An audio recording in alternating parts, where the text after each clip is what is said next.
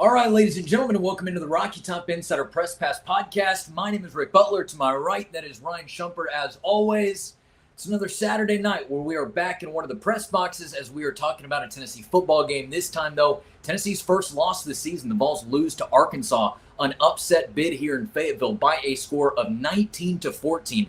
Tennessee, they were down trailing at half. It was 3-0. It was an ugly game, but Tennessee was able to put two quick touchdowns on the board coming out of the halftime break, 14-3.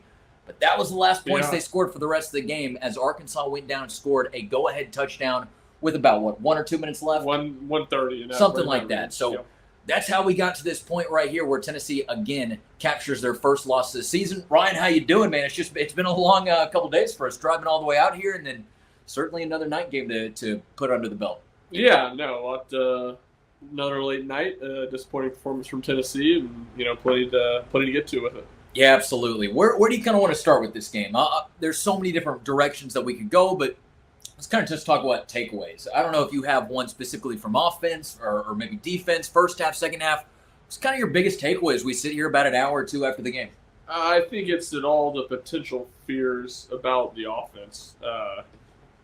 And you try not to overreact to one game, but it's really not one game because a lot of them showed up against Oklahoma too. I just think they're true. I think a lot of these offensive issues for Tennessee just aren't very fixable. I think Tennessee's run game going to continue to be really strong against most teams. They'll probably be able to, or against a lot of teams, maybe not most. Against a lot of teams, they'll be able to run the ball well enough to power the offense to competence. But the passing offense right now, the offensive line's not great. The pass protection, I think, is really bad. Like the offensive line play is what I said was my concern all offseason long, and it was their big issue last year. They got a bunch of number twos and number threes, no number ones, not a lot of dogs, not a lot of guys that at receiver that defenses really have to fear. And Nico Iamaleava certainly played poorly tonight. I don't think he's as a whole has played poorly this season. I don't think he's going to play poorly as a whole, but I don't think he's good enough of a player at this point in his career to drag this offense along, or at least just drag this passing attack along. I think he's going to kind of have to for Tennessee to have a lot of success with their offensive line and their receivers. Not only was the passing game behind the sticks today, not only was it sluggish today, not only was it just not as efficient or crisp as certainly Tennessee wanted it to be, but Tennessee continued to put themselves in a bad position with penalties as well. Do you have the I know you have the final book there. 10 for 60 was penalties, I believe. 10 for 60. 10 for 60. Let's see if I can find what those penalties were. 7 of them offensively. 1, 2, 3, 4, 5, 6. All of them on either the offensive line or the last one was when they took that delay game when they ran a punt. The rest of them all on the offensive line. You were hammering this point to me during the game and just saying that, hey, especially in the second half, Tennessee was finding a little bit of rhythm running the ball. Dylan Sampson was doing everything he could. Certainly Deshaun Bishop trying to run with some physicality and strength whenever he got in the game the few times he did. And Tennessee could pick up 3 to 4 yards on first down, and that's a nice way to kind of start moving the ball. But if Tennessee gets a penalty, if they get a false start, if they get an illegal man downfield, if they get a holding call, well, now you're backed up a little bit. That 1st and 15, you might have a 2 or 3 yard run on 1st and 15. Well, now you're in an obvious passing situation. Yep. And like you've been saying, Tennessee's passing game right now, it's not efficient. It's not threatening. And I think that Tennessee might even have some injuries now in that wide receiver room to have to deal with. So that was one of my biggest takeaways of the game was just that Tennessee Go ahead. No, you go ahead. Finish Tennessee kept putting themselves behind the 8 ball at times, and there just wasn't the passing attack to get them going the right way. Yes, no, I think that's 100% what I was just saying. This is about as damning as a thing I can say about Tennessee's offense, or damning as a comparison I can make about Tennessee's offense. I've watched a lot of bad Tennessee Titans offense over the last 2 or 3 years, and it's the same thing where you fall behind the sticks. And you just don't feel you don't like the passing offense to climb out of it. It is a bit of a Titans thing, right? You've told me that before. Yeah, it's just a 1st and 15 feels insurmountable, and it's not quite as bad as it feels for the Titans, but it did feel that way. Where in the second half, that's to me one of the big flip. One of the areas I will say Tennessee I thought was a lot better in the second half was the offensive line play as a whole.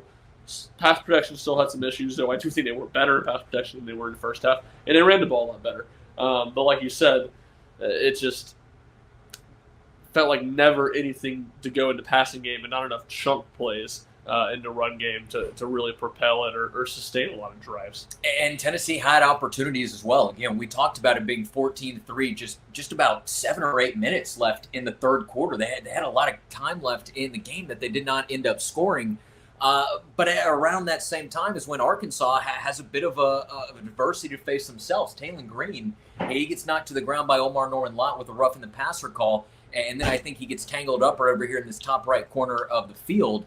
And Arkansas's got to use a backup to try to get things going. And I thought that might be Tennessee's saving grace. I did as well. I really thought that Taylon Green had Tennessee's number consistently throughout this night, and that maybe that was going to be the X factor that Tennessee could have used to climb back in this game.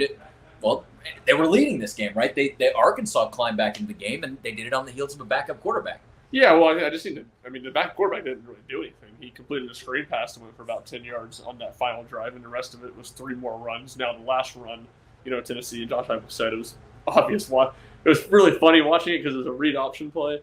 And both the running back and the quarterback, ran to different sides. And both sides, the defense was parting, letting whoever it was score. But I'll just say the fourth run on that drive, they clearly let Arkansas score a touchdown to have a chance to go try to drive down and score a touchdown to what ended up being a winning game because they got to stop in a 2-point play. But I just think the dam broke. Tennessee's defense was on the field an absolute ton, 74 plays.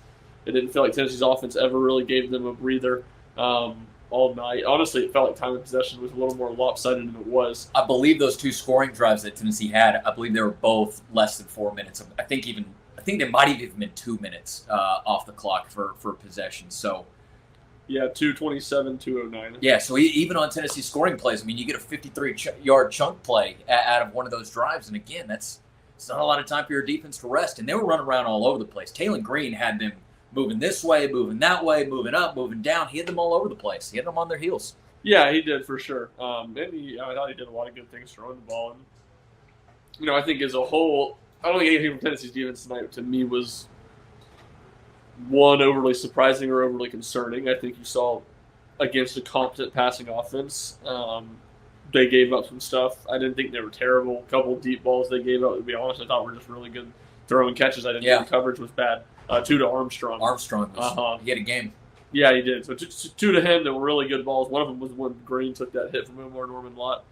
Still at the same time, outside of those 2 runs really on the last drive, Arkansas was not able to run the ball. The stat broadcast I don't think has the right rushing numbers for Arkansas. At least it has Singleton is having negative 83 yards rushing, so I don't think that happened.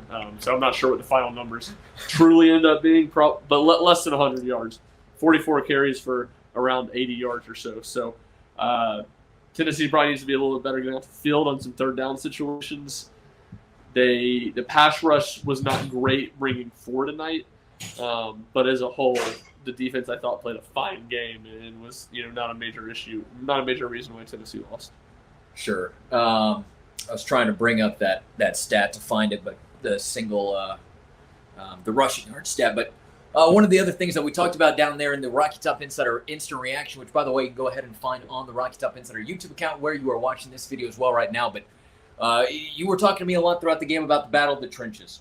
Sort of what have been your takeaways about the battle? I know you touched on it a little bit, just Arkansas's defensive line versus Tennessee's offensive line, but how big of a standout thing do you think that was here tonight and a contributing factor to this loss? And maybe that's a really kind of targeted or specific question, but yeah, it was. I think the biggest reason why Tennessee played so poorly in the first half, or was their biggest issue. But again, in the second half, I don't think it was as big as a deal. I think the offensive line kind of held its own. Even in pass protection, I didn't think they were that bad in the second half. But Tennessee just didn't have guys getting open down the field. I think Nico Iamaleava was, I don't know if lacking confidence was the right word, but he was patting the football a lot in the pocket. To me, in the second half, the offensive issues were more that they just couldn't throw the ball, and Arkansas didn't respect them at all to throw the ball. But that was a big issue in the first half for sure. Couldn't run the ball, 3 sacks in the first half. I think it ended up just being 3 sacks in the game as a whole. 4 sacks, so one sack in the second half. So that was an issue. And then, if I'm being honest, I'm sitting here thinking about it. I think the line of scrimmage play generally was pretty even in this game. I think Jalen Green, and was better than Nico Iamaleava. It's not quite that simple. Certainly, Arkansas had a lot more open receivers than Tennessee did in this game on stuff, crossing over the middle. But I thought it was hard for both teams to run the ball. Not impossible, but hard. Pass protection wasn't great at times for both teams. Both quarterbacks did a good job of, I think, extending plays, being shifty and not going down easy. At the end of the day, Arkansas was able to make some plays in the pass game, and Tennessee wasn't. And I think that's kind of the thing that, was one of the differences for sure. Yeah, that was one of the things that I was going to follow up on, is that both quarterbacks were scrambling out of the pocket a good bit. They had to be elusive. I'd love to kind of know some of the numbers just about how many times that pocket broke down and they had to scramble out. The difference, to your point, was, especially you saw it in that first drive, that was, 16 plays. Yeah. Guys were just open, and Tennessee did not have that same luxury. Now, certainly there were times in this game where Arkansas sent an extra defender. They had somebody kind of bust through one of the gaps in the middle, and they came screaming into the backfield. They took down either Nico Iamaleava or Dylan Sampson or whoever it was. But to your point, there were also times where it was a 4-man pass rush, and there were a couple seconds in the pocket to get that ball out, and you saw that pocket close down. Some of those times I had to kind of remind myself, like, hey, that just was almost a coverage sack. And I say that, but I also say that, Tennessee's receivers just didn't they didn't create enough separation in those moments. So you do kind of you have plays where yes, Arkansas is going to bring, or an opposing team is going to bring more, and they're going to get after your quarterback. But there's also times where just the pocket continues to collapse. And again, Iamaleava is able to roll out of the pocket, but there's not always a guy open for him to get to. So I thought that was a big challenge for Tennessee tonight, and especially when you got to see it in a little bit of again, not perfectly one-on-one comparison, but you did get to see it on the other side of the field as well, and just sort of how Arkansas was doing some of those same things with a mobile quarterback, with the guy who was dealing with pressure, and all those sorts of things. Yeah, Arkansas had 10 plays of over 10 yards in the passing game. Tennessee had 3. They had a 42-yard pass, obviously on the final drive to Dante Thornton. There was a 17-yard pass to Miles Kitselman in the 2-minute drill in the first half. Yep. Also, no Ethan Davis tonight, at least. I didn't see him at any point. And then a 15-yard pass to Chris Brazell on what I believe was a 2nd and 11, so not a third down play. One of the Tennessee's better drives there. They had a drive that got 2 first downs in the fourth quarter and ran about 4 minutes off the clock, and it was on that one.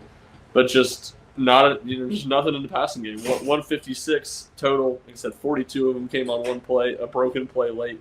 And again, some of it, like Oklahoma wasn't at the game. You were there. TV broadcast, it's hard. You don't know. Is Nico not seeing guys open? And obviously Tennessee called a very conservative game that game.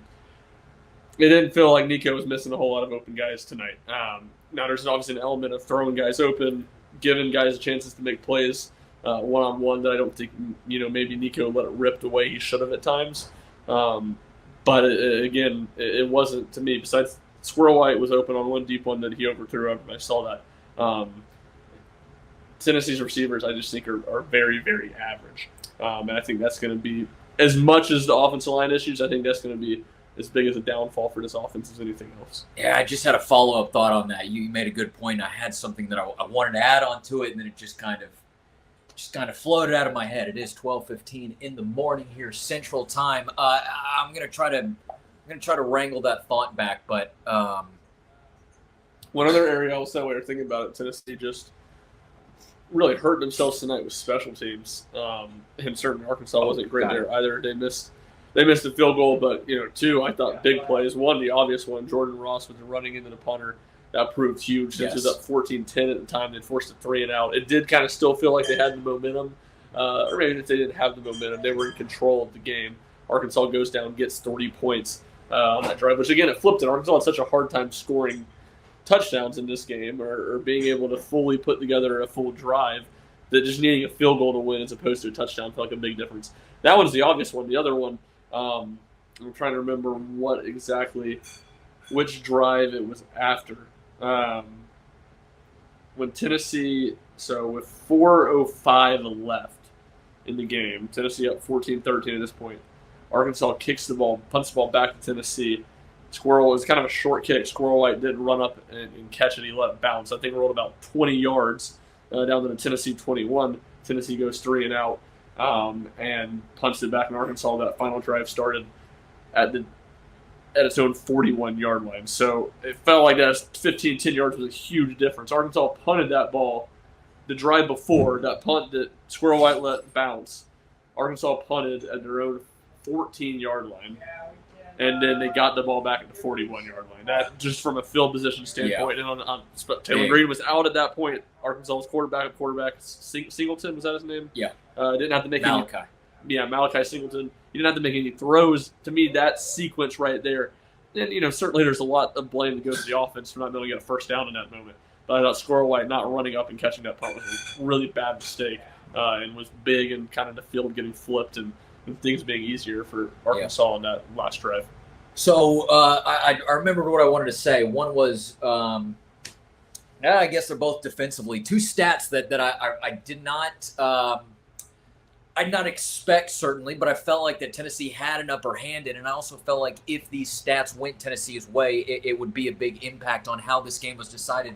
Number one, Arkansas has been a team that has had a couple turnovers this season. Yeah. Did not turn the ball over today. Taylor Green was very clean with the ball. I believe he was 19 of 27 for his attempts. Did not throw a touchdown, but also more importantly, did not throw an interception for his team. And then something that we talked about, I think, late in the week or so, is that before this game, Arkansas had 12 fumbles. Now, I only think that 4 of them had been lost, so they were able to recover them well. But maybe there was an opportunity for Tennessee to try to punch the ball out at times, try to make it difficult for them. It says here, according to ESPN, that Arkansas did have 2 fumbles, but they were both recovered. One of them I don't remember as well, but no turnovers for Tennessee. And Tennessee didn't have a turnover themselves, but I felt like that was an area that Tennessee had an opportunity to win, and if they did, it would have gone a big way in getting Tennessee this victory. And then the other thing is only 2 sacks. Now pressures. There were times where Tennessee got to the pressure, but again, not that I'm. That's just a stat that little surprised by. I don't know why, but again, I thought that Tennessee had an opportunity there as well to maybe get more. And obviously, sacks aren't the whole story on pressures or tackles for loss, obviously, but especially with the turnovers, it's just an area that I thought that could have gone in Tennessee's favor. But Arkansas is much more clean. They have been a little bit reckless at times. We said that throughout the week. I don't think we were wrong in saying that, but they played a clean game tonight. Yeah. Well, I'm not even sure they quite said they played a clean game. They didn't turn it over, though, sure. To your point. And 2 things, Arkansas did have, plenty of mistakes. They didn't play a perfect game by any means. But I will say, to your point, 2 things that we had talked about, or Arkansas people we talked to had said, busted coverages and turnovers had really cost Arkansas. And neither of us happened tonight. No, nothing easy for Tennessee offensively. And like you just said, no turnovers. Kicking game, which has also been a big issue for Arkansas, did show up. They missed 1 field goal. But as a whole, Arkansas did play, they found a way to lose a lot of games so far this season, and really the last 2 years with Pittman that they've been in by doing some dumb things. They did some of them tonight, but not a ton. Yeah. All right. Well, we are about 20 minutes into this show. What other kind of standing out to your mind before we just move into a little bit more of broad topics, kind of where does Tennessee go next, things of that note?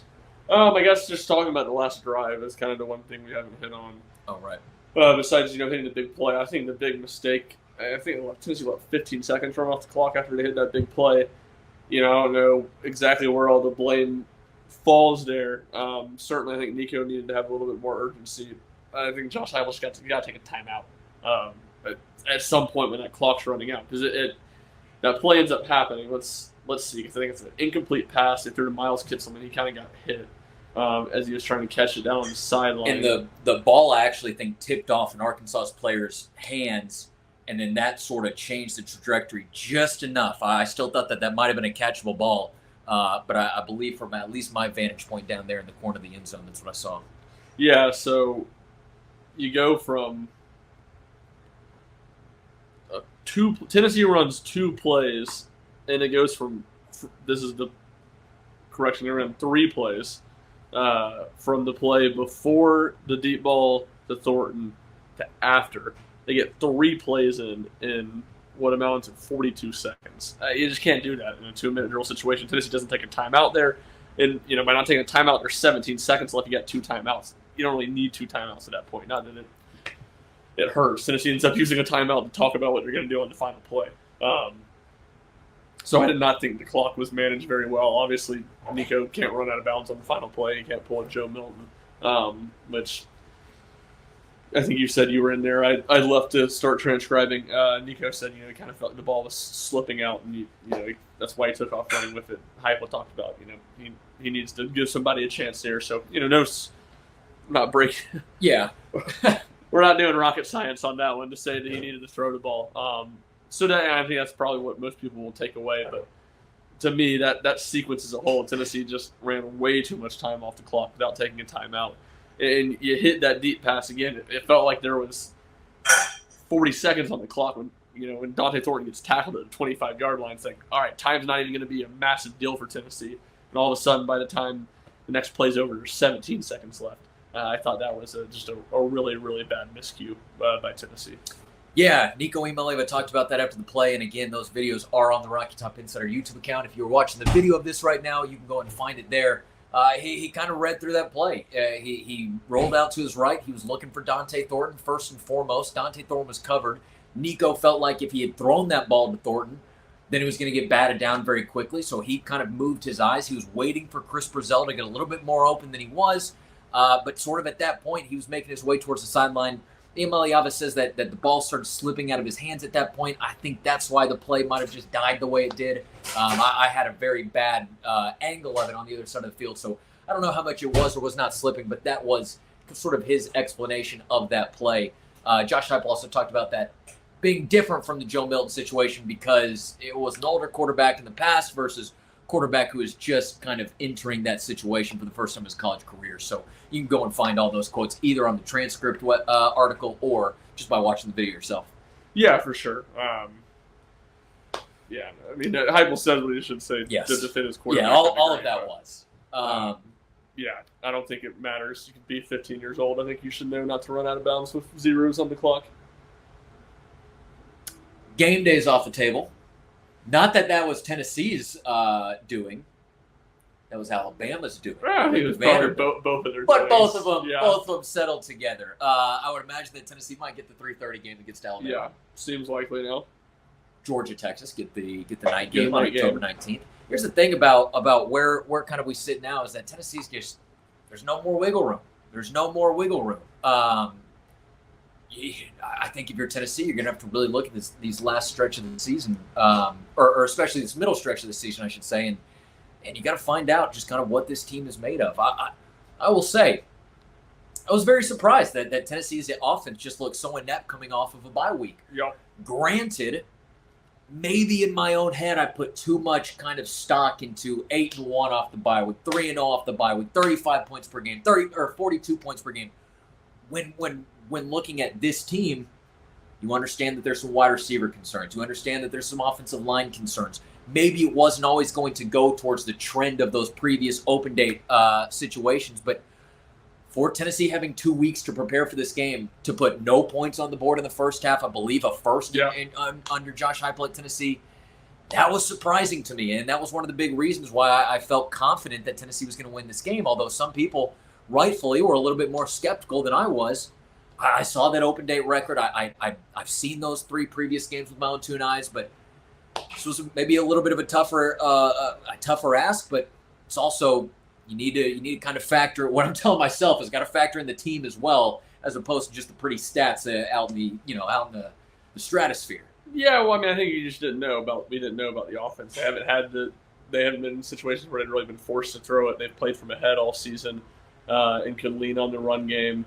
And they played in those, meaningful games that were, the NC State and Oklahoma games weren't even super tight. But those games, the offenses they were playing were so bad that there was no pressure on the offense. So you don't know how they're going to respond to that type of situation. I think you saw, those issues be, pretty glaring tonight. I do I don't even know if this is the case. Just wondering is there a element of SEC defense coordinators kind of figuring out Tennessee's offense to a degree. It just doesn't feel like Tennessee's had a whole lot of guys running open on busted coverages or things like that. And I think the tempo hasn't been there. Oh man, it got missed.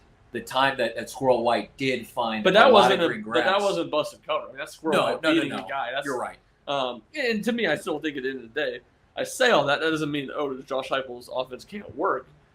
No, that's not true. There's still Josh Heupel's offense is all about getting one-on-ones and winning one-on-ones. But it does feel like there's less of those, busted coverage and basically free touchdowns that Tennessee got the first 2 years. And last year there was less of them too. But even sometimes Tennessee had them and they just missed them. Ramel Keaton had a couple of bad drops in instances like that. So, it's just a thought. I don't know if that's the case or not. Something I wonder about, and it just as it continues the margin for error continuing to shrink for this offense is just kind of something that I ponder on, I guess. Yeah, well, I mean, what do you think about that question? If you've got a comment or if you've got an idea, thought, certainly leave it in the comments below. As we discuss this game, we got a good bit to discuss everything that's happened here so far today. At the same time, though, a wild day in college football. I think you read it out to me a little while ago. 1, 4, 9, 10, 11. Miami down right USC. Now. I don't know what Michigan was ranked, but Michigan lost the rematch to Washington. Obviously, Alabama. I don't know. Maybe another one, too, we're missing. But crazy day for upsets in college football. Crazy year for college football in general with some wild games. I think, and I could be missing something here, but I was thinking about it walking on the way up after doing the stand-up on the field. I think of the teams ranked 1 through 7 in the preseason SEC poll, I believe Texas is the only one that hasn't lost a game. We're 6 weeks into the season. They're the only SEC team who has not lost a game. You've got Texas A&M at 5-1. They lead the conference because they're 3-0 in the conference. Texas right behind 1-0 in SEC play, 5-0 overall. Then you have LSU, Georgia, Arkansas, kind of all in that next couple of teams. Missouri, Tennessee, Vanderbilt. I believe that's where the halfway mark ends. Vanderbilt. What a wild. Shout out to the Nashville Police Department who had to go fish a goalpost out of a river. Wow. I'll tell you what, wow. When I look at Tennessee, and Nashville police probably see some crazy stuff. For them to be like, we need you to go get a goalpost out of the river because the Commodores beat the Crimson Tide. They're probably like, I don't know if I believe that. Sure enough. Go ahead. I lost my train of thought. Oh, I interrupted you. Oh, games outside of obviously Alabama and Georgia are two, hardest for Tennessee. I still think Kentucky, Florida, Mississippi State, those games at home, I don't think those offenses are great. I think Tennessee will be fine. The Vanderbilt game is the one I wonder about, and I need to do, obviously more research on Vanderbilt. But I just think Vanderbilt's offense is good. I think Vanderbilt's offense, that's a game Tennessee's going to have to score 30 points. In any game, Tennessee's going to have to score a lot to win. I think is not going to be a given for them. And I will say, Tennessee's going to make the playoff. They better beat Alabama in 2 weeks. This receiving core, Tennessee's not beating Georgia in Athens. Just not a chance that's going to happen in my mind. So Tennessee obviously got to bounce back. It's got to all eyes be focused on Florida. Needs to be a get-right game for them. And then really a game with the season on the line against Alabama in 2 weeks. No doubt about it. You heard it here first. Again, that's kind of our thoughts on Tennessee's game against Arkansas today and the encompassing conversation just around the college football world. I think that does it here for us. If you've got anything else to say, go for it. But otherwise, man, it is about 12:30 in the morning here.